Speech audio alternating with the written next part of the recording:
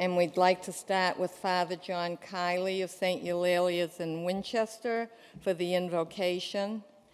And thank you very much, Father, for your graciousness since we messed up on the program. So.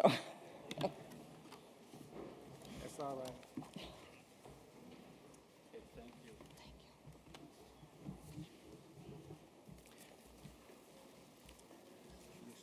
I invite you, if you wish, to bow your heads, and let's take a few moments of quiet to empty our minds and hearts to prepare for this night, and then I'll offer the opening invocation.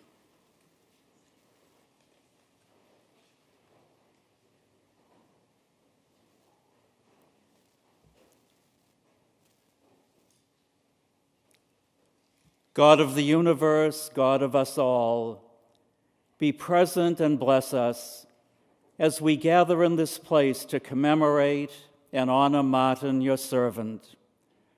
We give you thanks for his life, his courage, and his message. He reminded us in his life, and even in his tragic and violent death, of the words of our Declaration of Independence, that all men and women are created equal, that they are endowed by their Creator with certain unalienable rights, and that among these are life, liberty, and the pursuit of happiness. He preached to us that he had a dream of universal brotherhood and sisterhood. Lord God, this dream is still to be realized in our world and in our nation this day. We are so divided. May we be inspired and encouraged to recognize and work for the dignity of all persons, for each of us is made in your image and likeness, O God. We think especially of the poor, both the economically and the spiritually poor, the homeless, the sick, those suffering from various addictions, those discriminated against, the unborn, the frail elderly and terminally ill, and so many others. Help each of us to dream the dream and live the dream. I offer this prayer in the name of the one Martin Luther King Jr. loved and served, Jesus Christ. Amen. Thank you, Father. Good evening, everyone. Good evening. Now that's better. Welcome to this wonderful celebration, the 32nd anniversary celebration of the life and legacy of Martin Luther King Jr. Take a moment to look around you. Go ahead, look around you. Look to your left. Look to your right. Look behind you. Look in front of you. Look what you see. A beautiful diversity of people in community, different races, cultures, ethnicities, religions, but we're here together for one reason. Amen? Amen.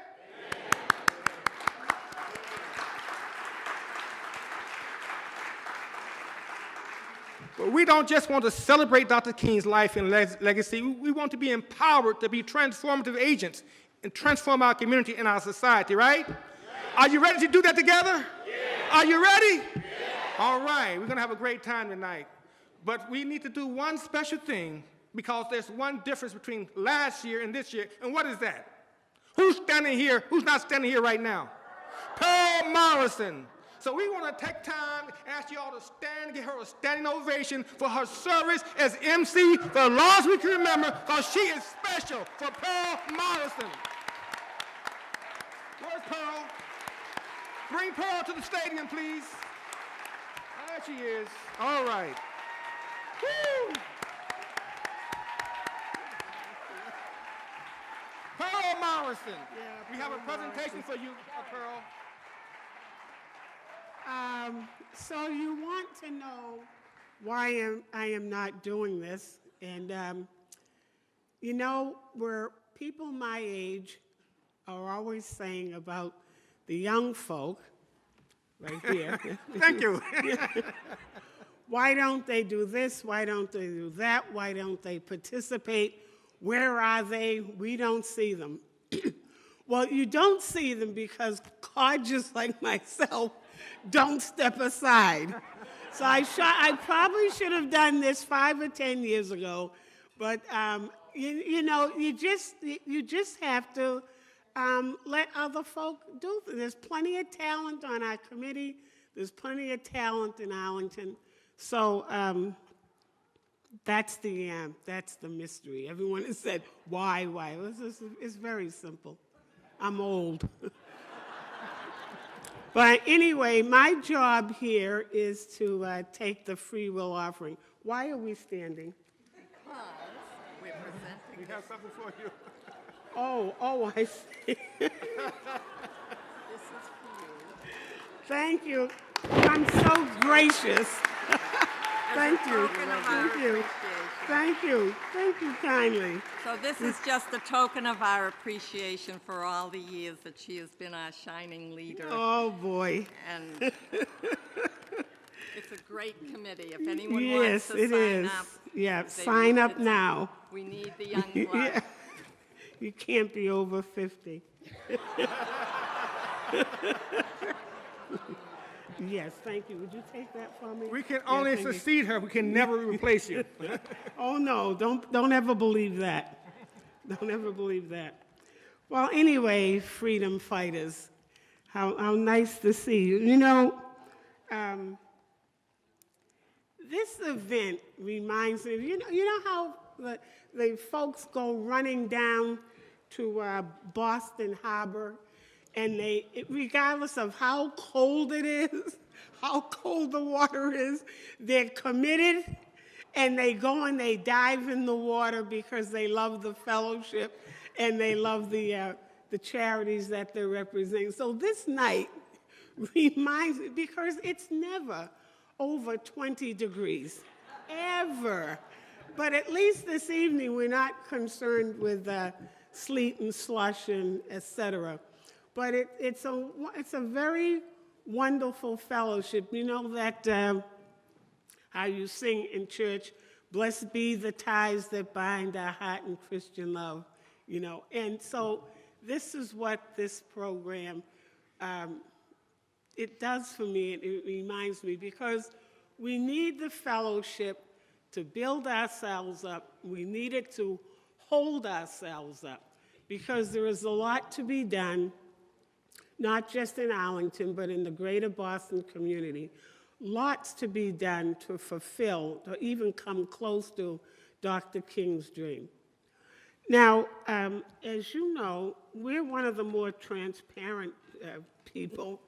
And so before I ask for your money,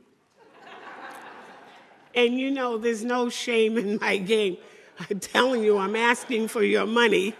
In the program on page 13 and 14, would you just turn to page 13 and 14? Being an educator, I know, you can't say go home and look. You need to say to the kids, turn to page 2. Huh? Is that right?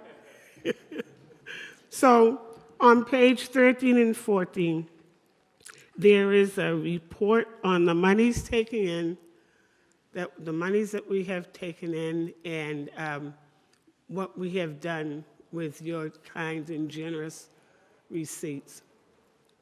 I would like to personally thank all of those who, year in, year out, are sponsors, because without the sponsors and the free will offering, we just can't do those things that should be done. So, without further, where did Paul go? You see? Paul, you want to do some, get my hand in your pocket, open up your wallet type of music? Yeah. Now, you people, you know, they didn't make me a deaconess in my church for nothing. You people that have the baskets, the committee people, where are you? Slowly. Don't rush. We have time. Okay. Paul's going to do something really, let's give Paul a round of applause because he is just so faithful. Oh, he is just so faithful to the Martin Luther King community. We really appreciate him. And so are we ready for the collection? All right, here we go. Slow and quiet. Dollar bills, checks, no nickels.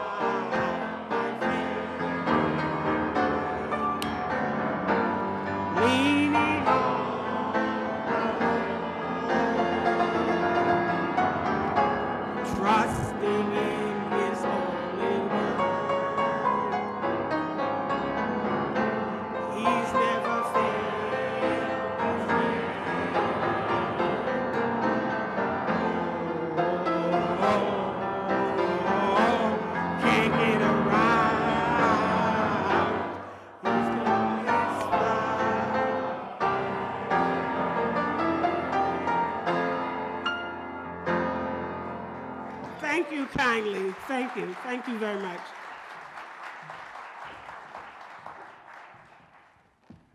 Thank you, Brother White. Wonderful. Isn't it great that we can have a celebration and dig into our pockets and give money at the same time? Wow. Come back to my church, Concord Baptist. We can use you over there. Now, we're tithers, though. We're tithers. We don't have to worry about that at Concord Baptist Church. Moving right along, we want to now, is Kate? Kate, are you here? Every year at our celebration, we recognize special members of our community, to honor them, and this year, we want to recognize in memoriam Judy Paradise for what she's done for our community and support of the MLK work. And we're going to have Kate Cubita to come forward. If she's not here, we will ask Janice to come forward to do this. Janice?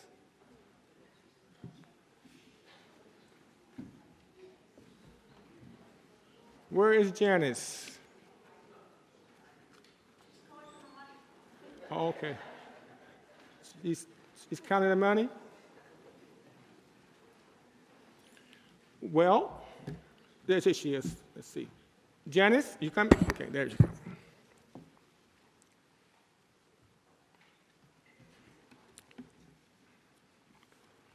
On page 3 in our program, there's a nice write-up about Judy Paradise as well.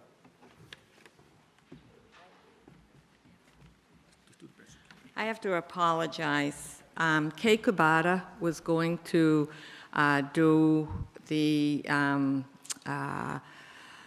memory of Judy, and even though many of us worked with her for a long time, Kate had worked with her the most, also in the schools, and so I'm feeling really terrible that this is now, Kate is not here. I heard she was on her way back from someplace and expected to be here. So there is what has been written in the program, which Kate also put together, and unless you want me to read it, which usually is... Wait.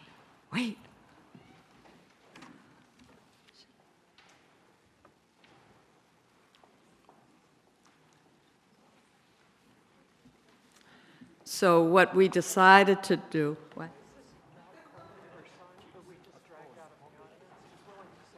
Oh, okay. even better. We were. This is Judy's son and Rob, and we were going to actually present him with a check in Judy's memory, but he is going to speak on his mom, briefly on his mom.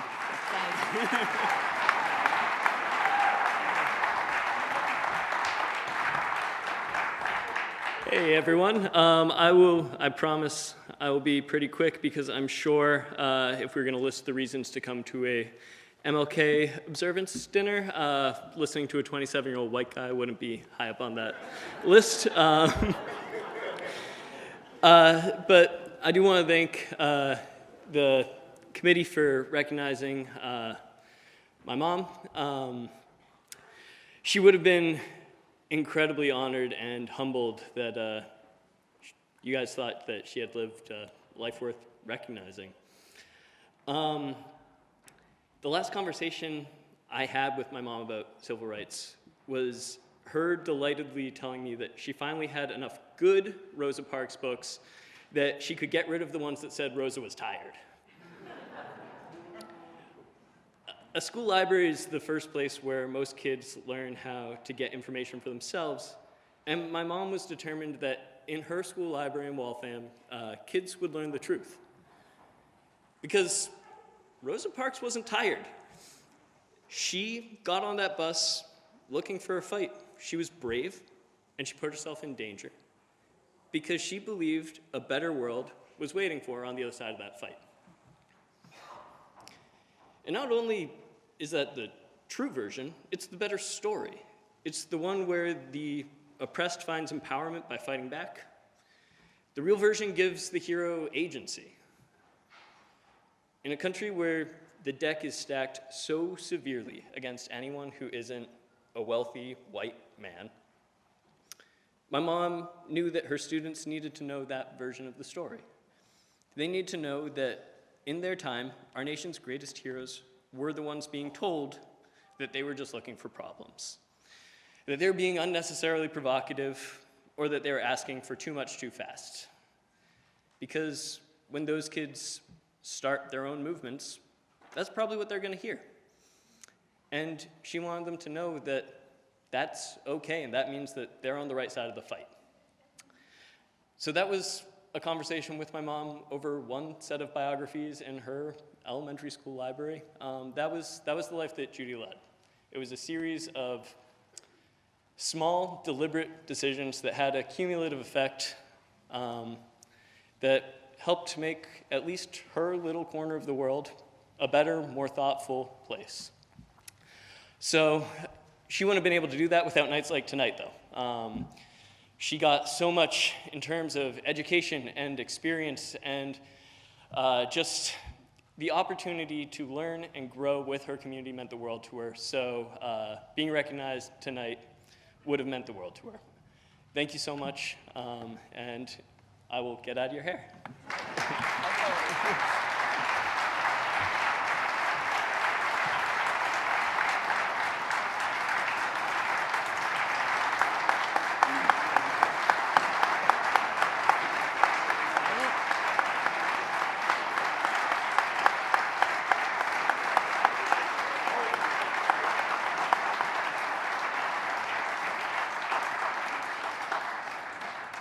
So the committee had voted to write a check to the library fund in Judy's name that the family had collected for. And so this is the presentation, Rob. Thank you so much. Thank you.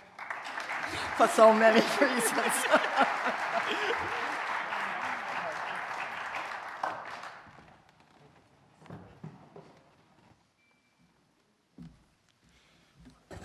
We're in this fight together.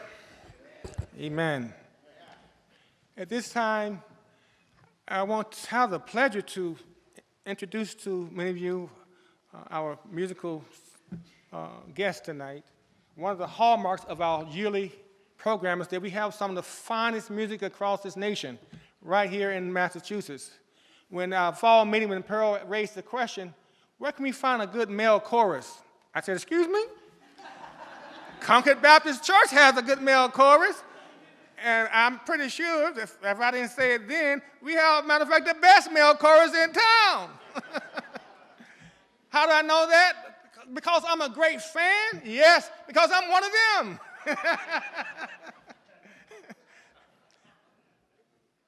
There's a write-up about the chorus. This is the Brotherhood Chorus at Concord Baptist Church, pastored by the Reverend Dr. Connor H. Hughes, Jr. in Milton, Massachusetts. And we love sharing the gift that God has given us.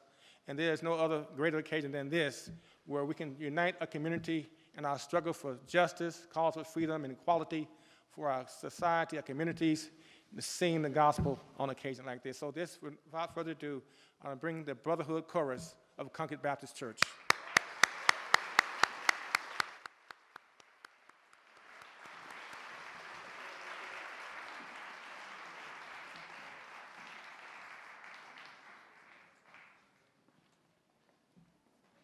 The minister of music of the Brotherhood Chorus and the ministry at Concord Baptist Church is the Minister Leroy Street, right here.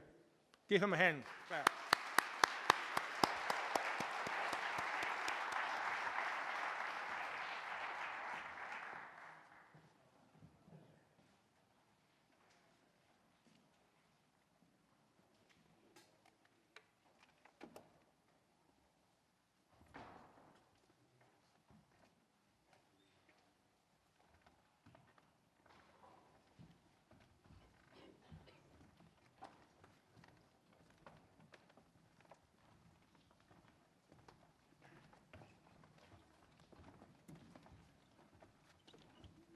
Good evening.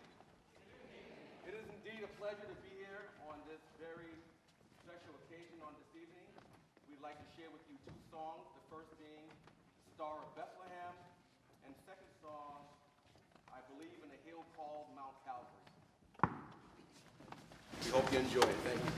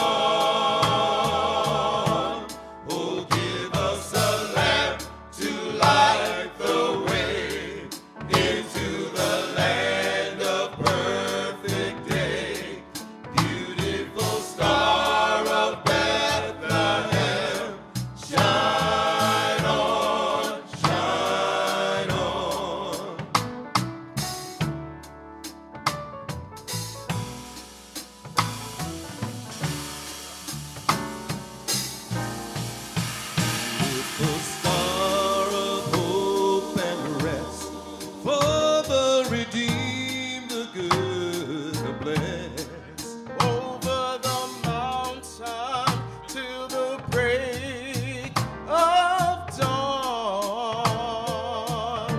For Jesus is now the star divine.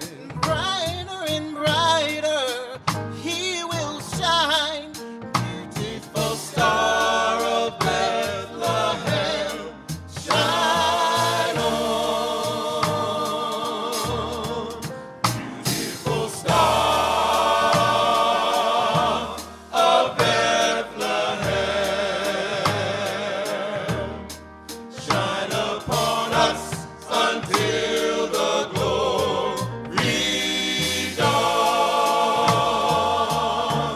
Oh, give us a lamp to light the way into the land of perfect day. Beautiful star of Bethlehem, shine on, shine on. Beautiful star of Bethlehem, shine upon us until the glory dawn. Oh, give us a lamp to light the way into the land of perfect day. Beautiful star of Bethlehem, shine on, shine on. Beautiful star of Bethlehem, shine on, shine on. Beautiful star of Bethlehem, shine on, shine on.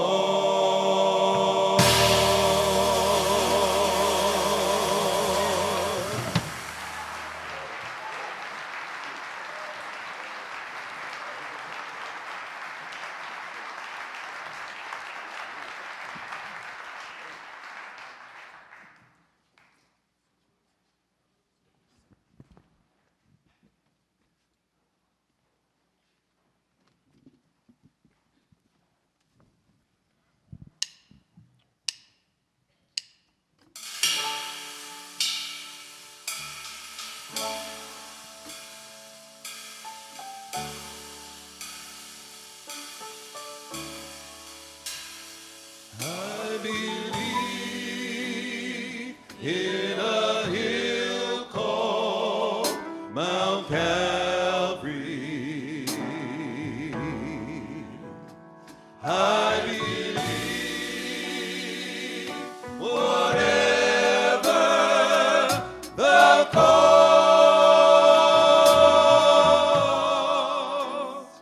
and when time has surrendered and earth is no more, I still cling to the old rugged cross.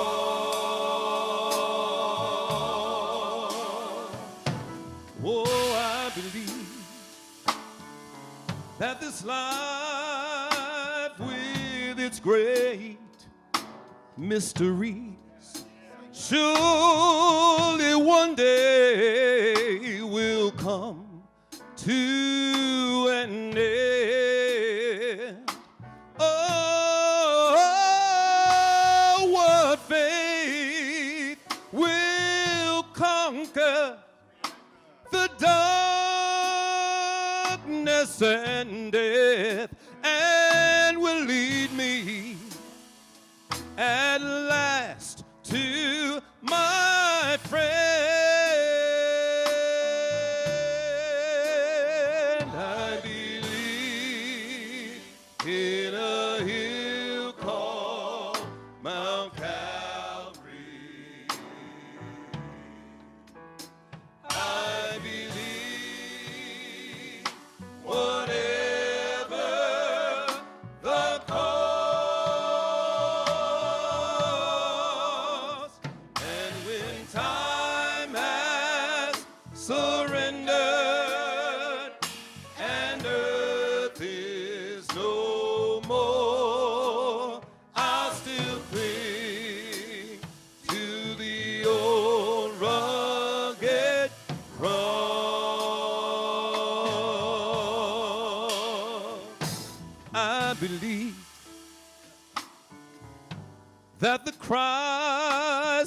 who was slain on the cross has the power to change lives today. Whoa, for he changed me completely. A new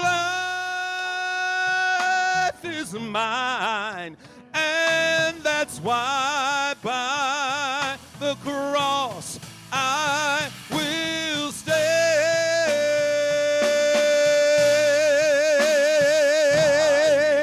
Oh, I believe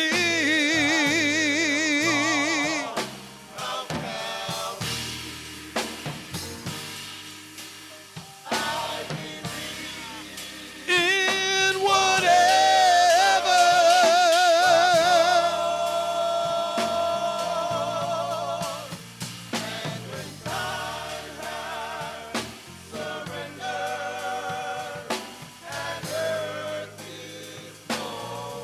I will cling.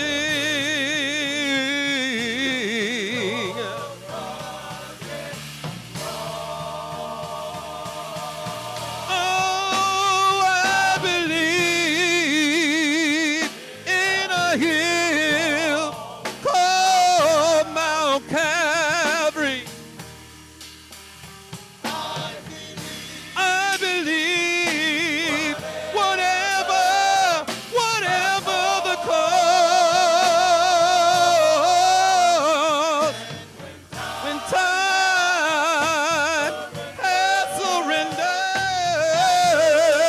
and earth is no more, I'll still cling to the old rugged cross. I'll still cling to the old rugged cross.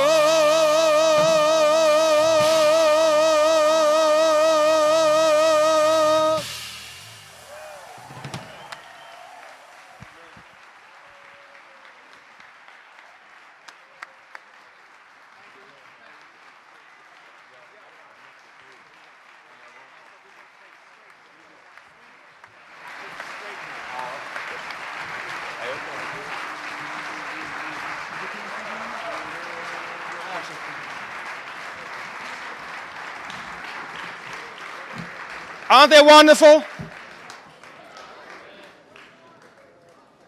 I'm sure all of you know that the civil rights movement was born out of the black church tradition, right? We know that, right?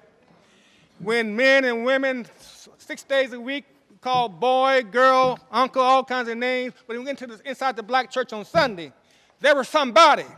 There was sir, ma'am, reverend, deacon, this, sister, brother, and singing praises to a living God who empowered them to go back out there another 6 days a week to fight the good fight for justice and freedom. Let's give them another round of applause.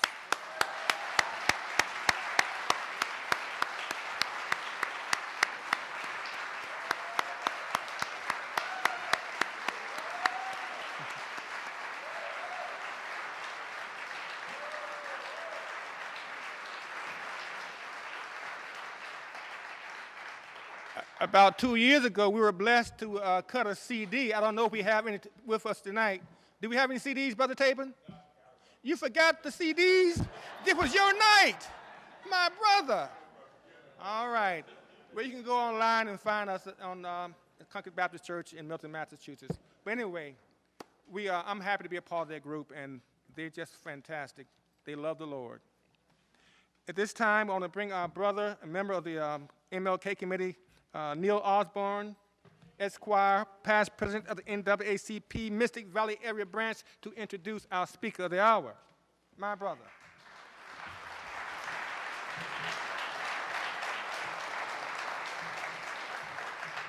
Thank you, Reverend Satchel, and good evening, everyone. I am thankful for the Celebrations Committee asking me to introduce Attorney Michael Curry.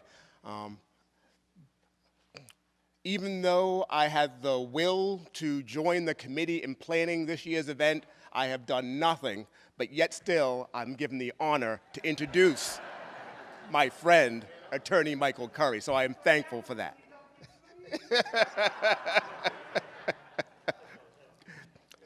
Attorney Michael Curry and I have a few things in common. Beyond the obvious, we are black men, but we are also attorneys. And back in the 2010s, we had the privilege of leading our local branches of the NAACP. I was leading the Mystic Valley area branch, but Attorney Michael Curry was leading the Boston branch. But how we got to that position is slightly different out in the suburbs in Mystic Valley, because when the elders of the branch tap you on the shoulder and say, "It's your turn," you simply accept. In Boston, it's a little bit different story. It's close to blood sport. You have to wrestle leadership out of their hands to prove to them that you are ready to take over that leadership. Michael Curry is that type of leader. And we had plenty of time to share and commiserate and plan and strategize.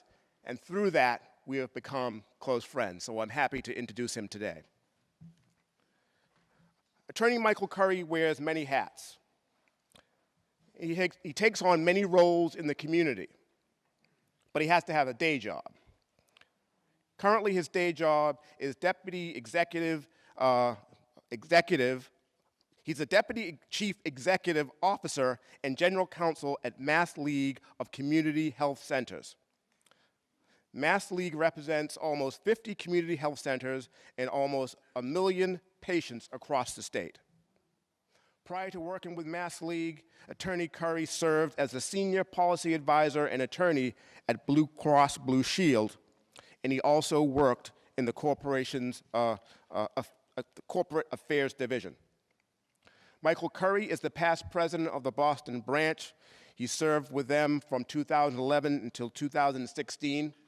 In 2014, Attorney Curry was elected to the national board of the NAACP. It had almost been 25 years from someone from the New England region was elected to the national board. It is a great honor, as he is one of 64 leaders that plots the strategy for our national NAACP. Michael Curry continues to serve as a national board member, being reelected more than once.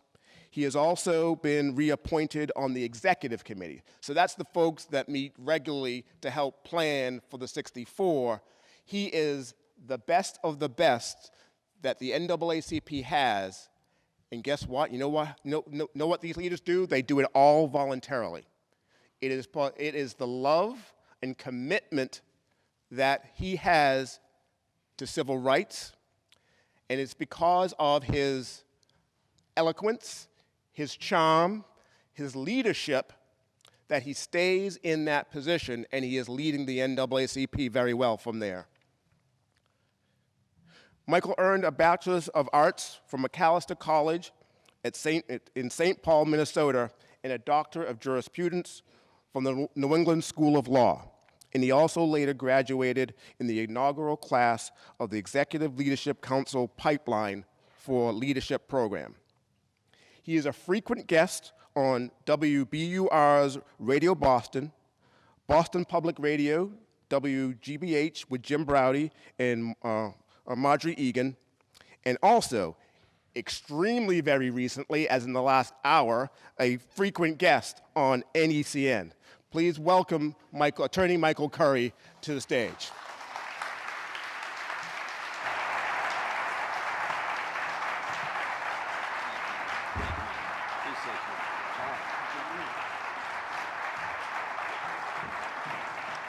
Thank you. Thank you. I have to start by thanking my friend, Attorney Neil Osborne. It's a funny thing that people don't know about the NAACP, this 110-year-old organization, that most of the branch, actually all of the branch presidents in the country, the 2,200 branches across this nation, are led by volunteer presidents. Volunteer presidents who have children, have wives and husbands and own homes and have full-time jobs, and they do this work because they love our people, because they love their community, and they really want to make this country live up to its high ideals. I have traveled this country and known many presidents across this country, and I will tell you none more dedicated than Attorney Neil Osborne. Please give him a round of applause as well.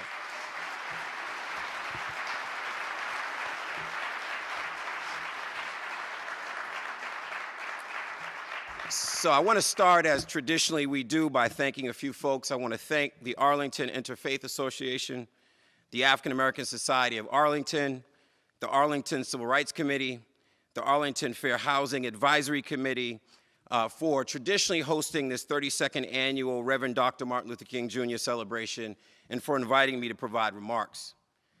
I also want to thank Ms. Pearl Morrison. Where's Ms. Pearl at? Oh, there she is.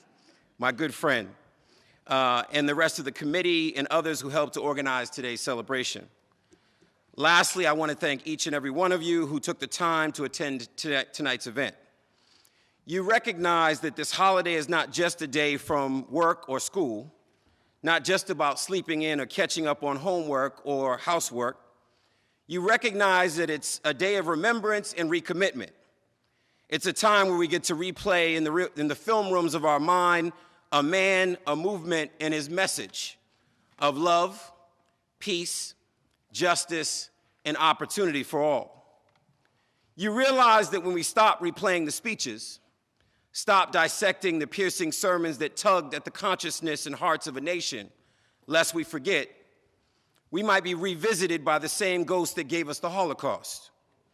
Black codes, Irish need not apply, the internment camps of World War II, Jim Crow, lynchings, the Stonewall riots, the wars in Vietnam and Iraq, the attacks on the rabbi's home in Muncie, or the attacks on black churches and synagogues across this nation. It is through your desire to wake up and stay woke that I have confidence that Dr. King's inspiration and example lives on in each and every person sitting in this room today. Please give yourselves a round of applause.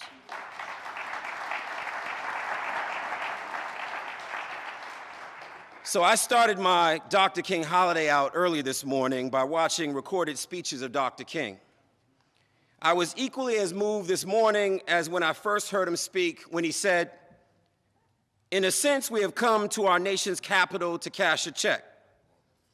When the architects of our republic wrote the magnificent words of the Constitution and the Declaration of Independence, they were signing a promissory note to which every American was to fall heir. This note was a promise that all men, yes, black men, as well as white men, would be guaranteed the inalienable rights of life, liberty, and the pursuit of happiness." He went on to say, "It is obvious today that America has defaulted on its promissory note insofar as her citizens of color are concerned. Instead of honoring this sacred obligation, America has given the Negro people a bad check, a check which has come back marked insufficient funds. But we refuse to believe that the Bank of Justice is bankrupt. We refuse to believe that there are insufficient funds in the great vaults of opportunity of this nation. So we have come to cash this check, a check that will give us, upon demand, the riches of freedom and the security of justice." Talk about starting your MLK day off right. As I reflected on whether America is still in default, I jumped into my car and rushed down to the Mass Convention Center and Exhibition Center for the annual MLK breakfast that hosts over 2,000 people. There I had an opportunity to hear the inspirational words of my good friend, the beautifully bald and courageous Congresswoman Ayanna Pressley.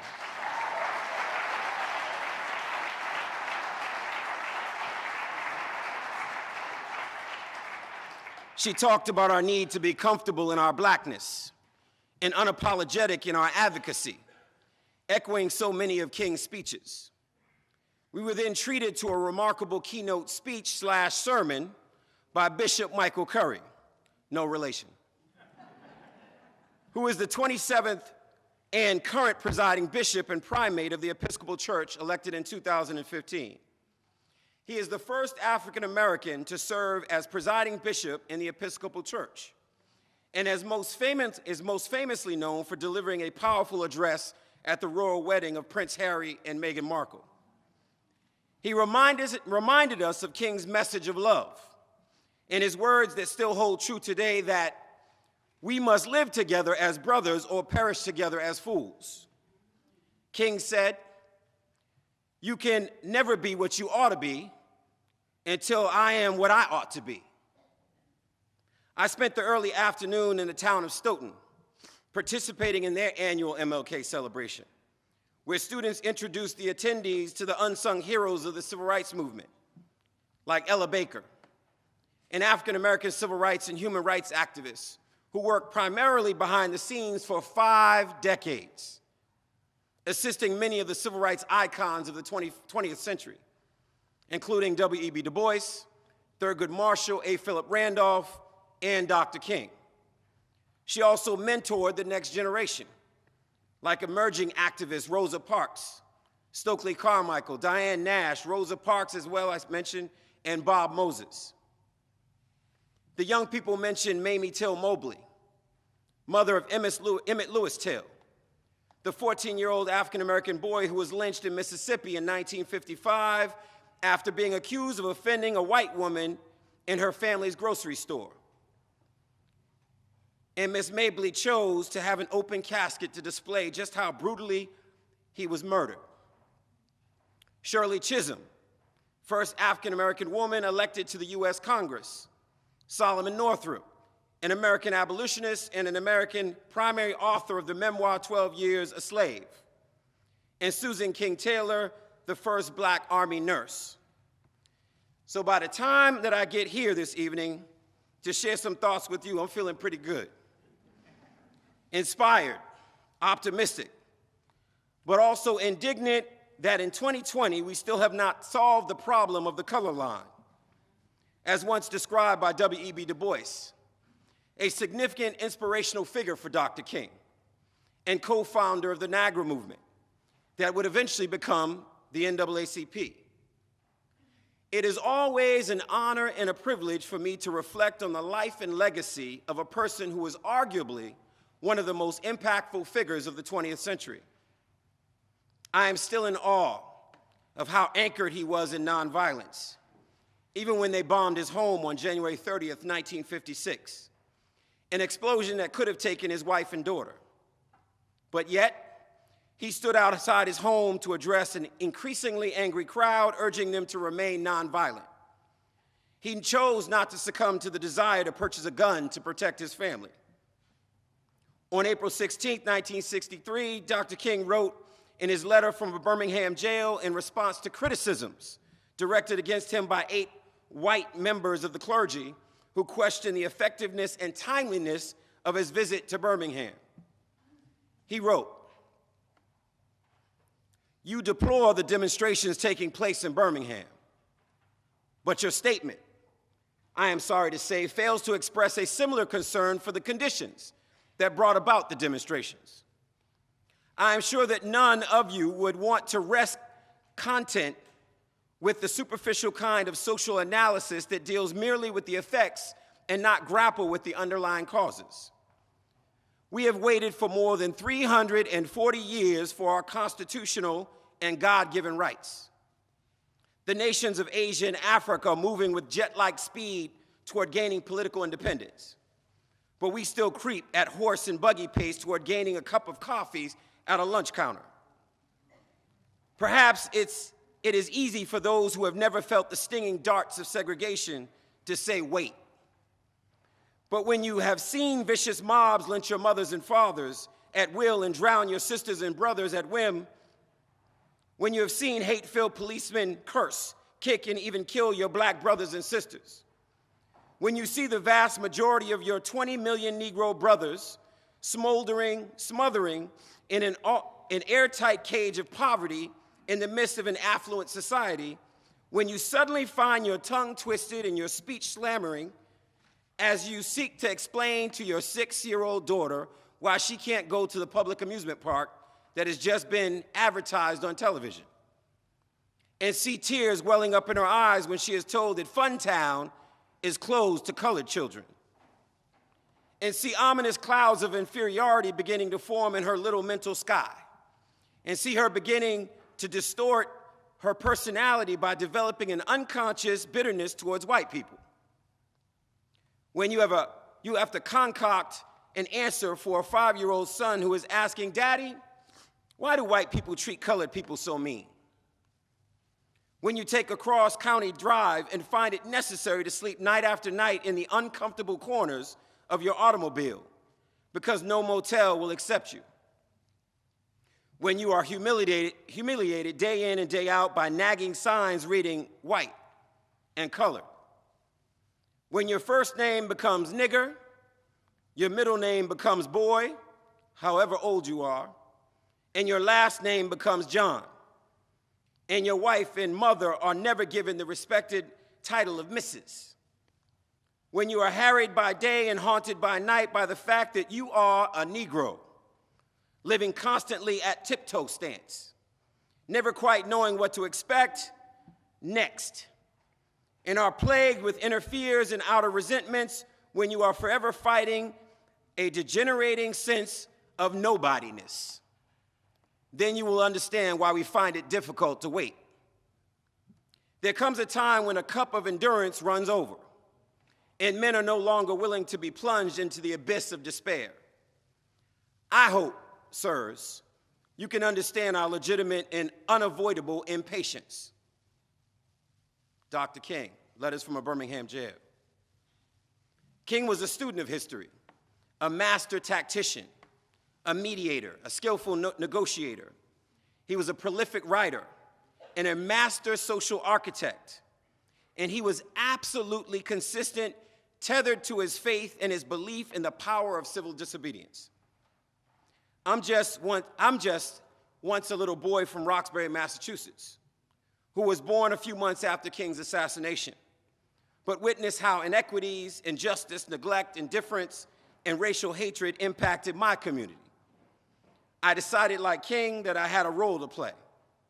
When he said, "A threat to justice anywhere is a threat to justice everywhere," I received that message as a call for me to enlist in the army of social justice, whether it's here in Massachusetts or in Ferguson or in Rwanda or in China in Tiananmen Square or in the Ukraine. This afternoon, I was asked to answer the question, what is our moral compass? What is our moral compass? In answering that question, I invited those that would listen to follow Dr. King's example. Like a compass, Dr. King understood that it required adjusting. That's why he studied political philosophies like those of Plato and Karl Marx and Lenin, and followed the Gandhian method of love-motivated, agapic, nonviolent resistance. He was attentive to the divergent views of younger, more confrontational activists, and spent time trying to reconcile his philosophy with theirs. He read and he read. What's your moral compass? Have you read The Souls of Black Folk, or Carter G. Woodson's The Miseducation of the Negro, or Michelle Alexander's The New Jim Crow? Have you read Elizabeth Hinton's From the War on Poverty to the War on Crime, or The Warmth of Other Suns? Do you understand the self-fulfilling prophecy, best known through Jane Elliott's eye color experiments in the 70s? Do you understand what researchers refer to as the weathering effect? I'll take a second to explain the weathering effect. Researchers came into black neighborhoods and they asked black parents like my mother, because I had asthma, to rate their kids' asthma from 1 to 10. Black parents rated their kids' asthma 4, 5s, and 6. Doctors came in to evaluate those same kids and they were 8, 9s, and 10s.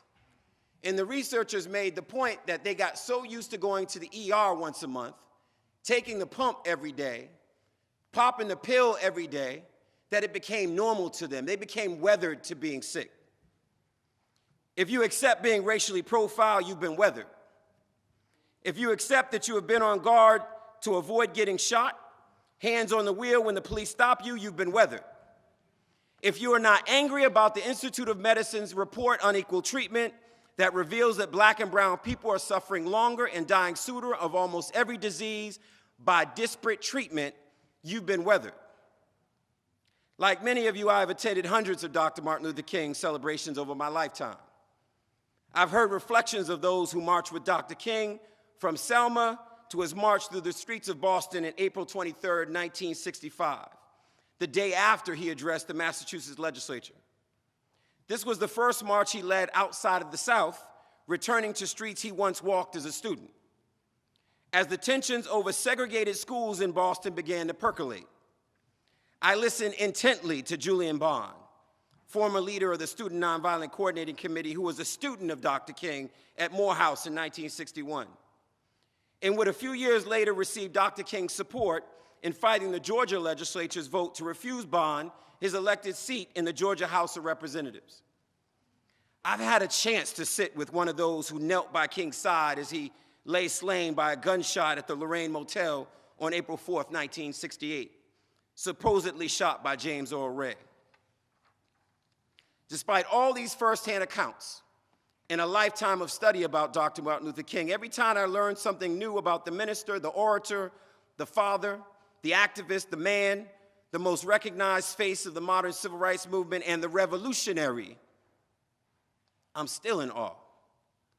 In fact, recently, Professor Cornel West edited and introduced the book, The Radical King, which is a revealing collection that reestablishes Dr. King as a disruptive and impatient leader for social justice.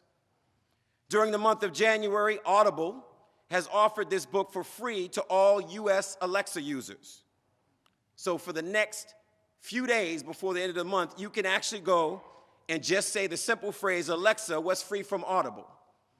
And I can guarantee you, you will be amazed by the story of Dr. King as told through this work of art by Cornel West. Arranged thematically in 4 parts, The Radical King includes 23 selections, curated and introduced by Dr. Cornel West, that illustrates King's revolutionary vision, underscoring his identification with the poor, his unapologetic opposition to the Vietnam War, and his crusade against global imperialism. West argues, although much of America did not know the Radical King, and too few know today, the FBI and US government did. They called him the most dangerous man in America. This book unearths a radical king that can no longer be sanitized. The Radical King was a democratic socialist who sided with poor and working people in the class struggle taking place in capitalistic societies. The response of the Radical King to our catastrophic moment can be put in one word: revolution. A revolution of our priorities, a reevaluation of our values, a reinvigoration of our public life, and a fundamental transformation of our way of thinking and living that promotes a transfer of power from oligarchs and plutocrats to everyday people and ordinary citizens. Could it be that we know so little of the Radical King because such courage defies our market-driven world, writes Cornel West in the introduction. As we celebrate Dr. King, I'll just invite you to pay particular attention to the section of the book entitled, What is Your Life's Blueprint? On October 26, 1967, 6 months before he was assassinated, Dr. King spoke to a group of students at Barrett Junior High School in Philadelphia. He asked the students, like many of the young people in this room today, he said, what is your life's blueprint? This is a most important and crucial period in your lives, for what you do now and what you decide now at this stage may well determine which way your life shall go. And whenever a building is constructed, you usually have an architect who draws a blueprint. And that blueprint serves as a pattern, as a guide, as a model for those who are to build the building. And a building is not well erected without a good, sound, and solid blueprint. Now, each of you is in the process of building the structure of your lives. And the question is whether you have a proper, a solid, and a sound blueprint. And I want to suggest some of the things that should be in your life's blueprint. Number one, in your life's blueprint should be a deep belief in your own dignity, your own worth, and your own somebodyness. Don't allow anybody to make you feel that you are a nobody. Always feel that you count. Always feel that you have worth, and always feel that your life is of ultimate significance. Secondly, in your life's blueprint, you must have as a basic principle of determination to achieve excellence in your various fields of endeavor. You're going to be deciding as the days and the years unfold what you will do in life, what your life's work will be. And once you discover what it will be, set out to do it and do it well. And I say to you, my young friends, that doors are opening to each of you. Doors of opportunity are opening to each of you that were not open to your mothers and to your fathers. And the great challenge facing you is to be ready to enter these doors as they open. And when you discover that what you're going to be in life, set out to do it as if God Almighty called you at this particular moment in history to do it. And don't just set out to be a good Negro, to do a good Negro job, but to do a good job that anybody could do. Don't set out to be just a good Negro doctor, a good Negro lawyer, a good Negro school teacher, a good Negro preacher, a good Negro barber or beautician, a good Negro skilled laborer.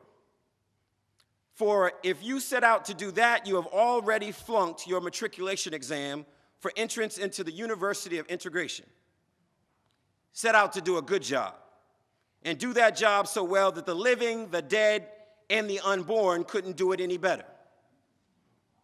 And finally, in your life's blueprint must be a commitment to the eternal principles of beauty, love, and justice. Don't allow anybody to pull you so low to make you hate them. Don't allow anybody to cause you to lose your self-respect to the point that you don't struggle for justice. However young you are, you have a responsibility to seek to make your nation a better nation in which to live. You have a responsibility to make life better for everybody. And so you must be involved in the struggle for freedom and justice.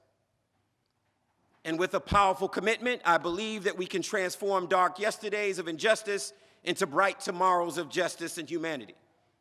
Let us keep going forward with the goal of selfhood, toward the realization of the dream of brotherhood, and toward the realization of the dream of understanding goodwill. Let nobody stop us. King goes on to say, I close by quoting once more the magnificent Black bard who has now passed on, Langston Hughes. One day he wrote a poem entitled Mother to Son. The mother didn't always have her grammar right, like my mother, but she uttered words of great symbolic profundity. It reads, well, son, I'll tell you, life for me ain't been no crystal stair. It's had tacks in it, and splinters, and boards torn up, places with no carpet on the floor, bare. But all the time, I've been climbing on and reaching landings and turning corners and sometimes going in the dark where there ain't been no light. So boy, don't you stop now. Don't you sit down on the steps, because you find it's kind of hard. For I still be going on, boy. I still climbing. And life for me ain't been no crystal stair. Well, life for none of us has been a crystal stair. But we must keep moving. We must keep going. If you can't fly, run. If you can't run, walk. If you can't walk, crawl. But by all means, keep moving. I close my speech today by asking each of you, what is your moral compass? As we now realize that tens of thousands of black and brown men were unjustly incarcerated in the war on crime that ripped families apart, what will you do? Now that we have a greater appreciation for the health disparities that have families of color suffering longer and dying at a higher rate than white families, what will you do? Now that we understand the color of wealth in Boston, the economic disparities that deny black and brown families wealth and opportunity, I again ask you, as Dr. King would today, what will you do?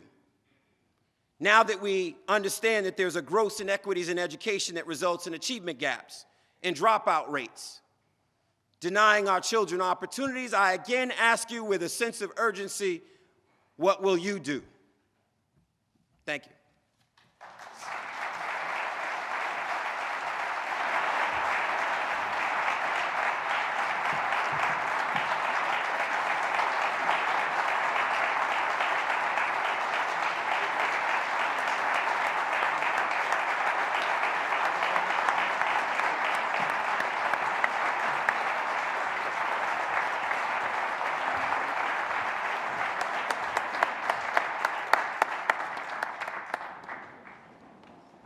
Michael Curry, Esquire. Woo! Come on now.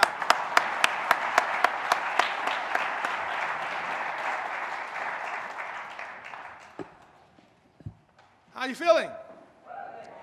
You feel encouraged? Do you feel empowered? All right. We come here to be empowered and to go out there to serve and make a difference.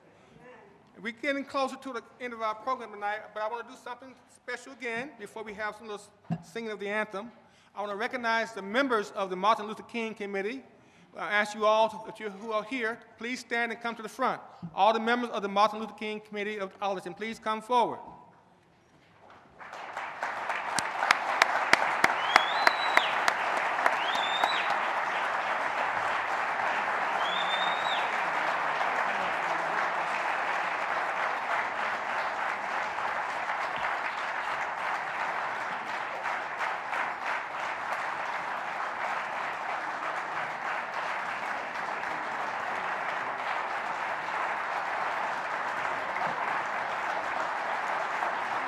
You can do better than that. Come on now.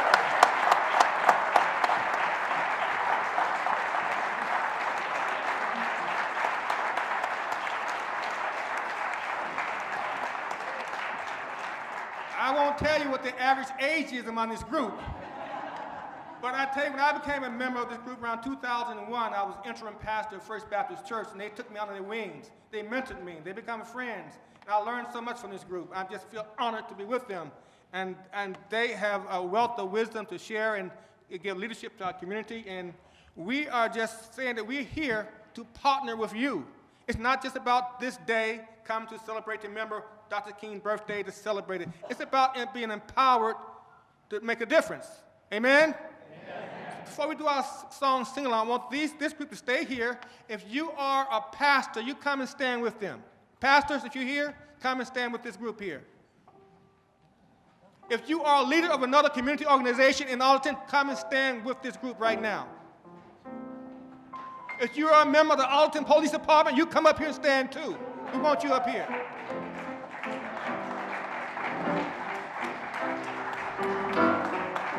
We're not in here by ourselves. We're in this together. This is for real. It's a real fight for justice. Dr. King said, injustice anywhere is a threat to justice everywhere. But we need allies to fight the good fight.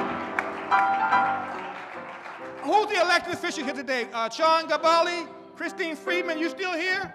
Any elected official, you here? Come stand with this group.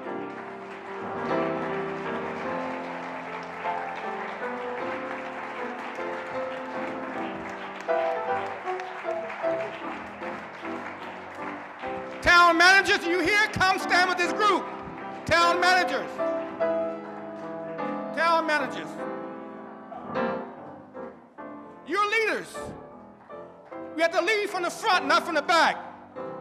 There are some pockets in our community, not just all over our society, that need help. You represent that help. Wisdom and knowledge, support, encouragement. It's just for someone to come and tell their story. I had to tell a story to the Human Rights Commission this past week about something I experienced. Kristen and her company are on the case. But there's so many stories. But the main story is that we are together. If we are together, we cannot be divided. We have a strong battle ahead of us in our country. We need to do it together. So this time, I want you to make a pledge. Say with me, I pledge to fight for justice. I pledge to fight not alone, but with some organization. that wants to make a difference. This day is the new beginning for Arlington, for Massachusetts, and for our lives. Give yourself a hand clap.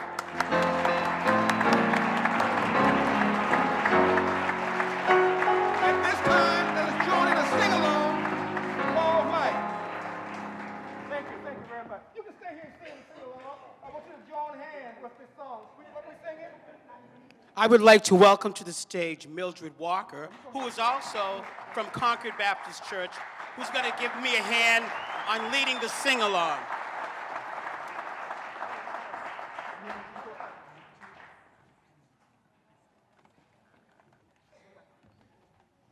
Good evening, everyone. If you have your sing-along papers, we're going to sing along.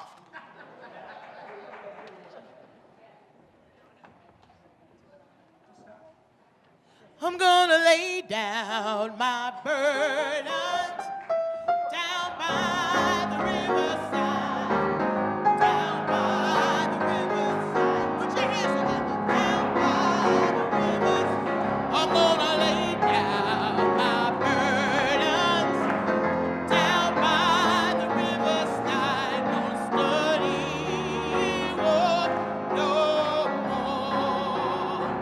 I ain't gonna study, oh, no more. Ain't gonna study, oh, no more. Ain't gonna study, oh, no more. I ain't gonna study, oh, no more. Ain't gonna study, oh, no more.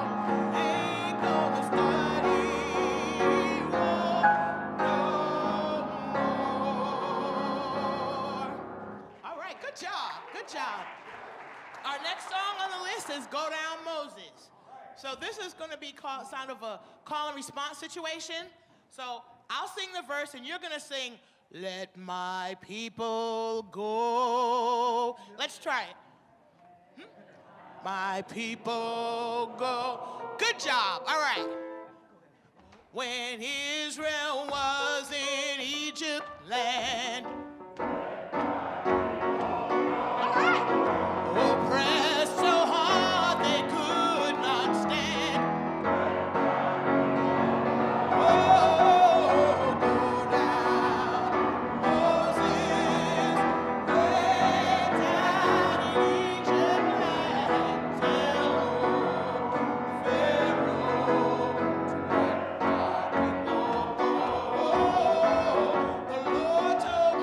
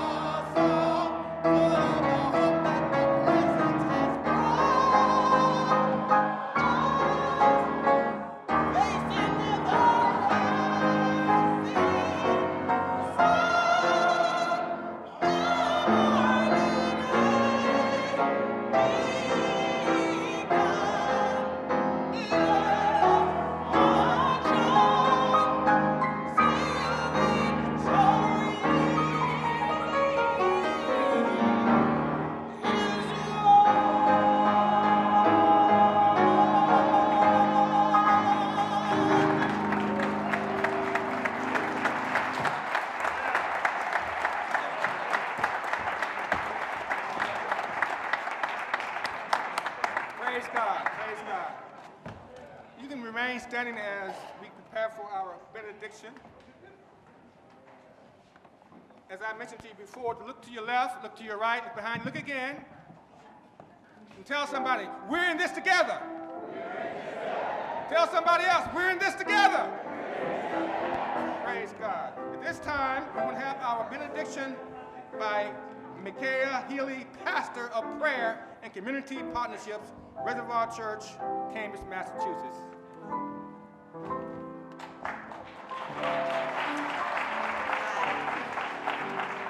Earl gave me the honor of stamping the end of our time together. And my name is Micaiah. My name means who is like God. And through two Jewish mentors that I've come to get to know through civic work done here in this town together, I've learned that the Hebrew translation of my name means revives the dead. I want to make this pronouncement tonight for life.